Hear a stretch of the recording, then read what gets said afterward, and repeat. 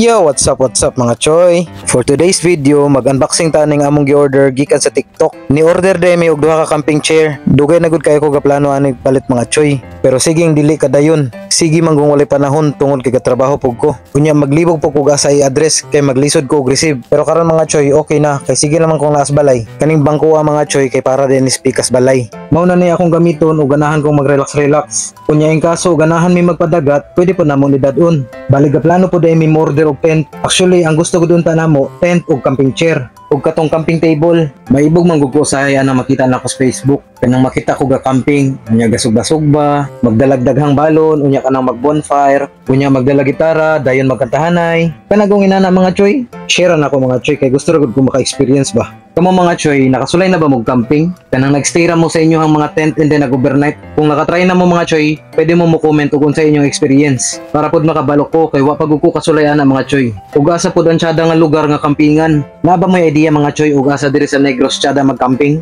Unya katong safe ba, katong walay mag-tripping. Kay imbis lingaw-lingaw atong tuyo, magagool na hinuon ta. Pero next time na nakubuhaton ang mga choy og naa na ko'y kwarta. Sa karon, mga yuras ako og suggestion ug asa ang nice campingan. Kunya palihog na lang pod ko og comment sa inyong experience mga choy. So far so good ra atong mga bangko mga choy. Until next time, God bless ug amping tang tanan. Choyens!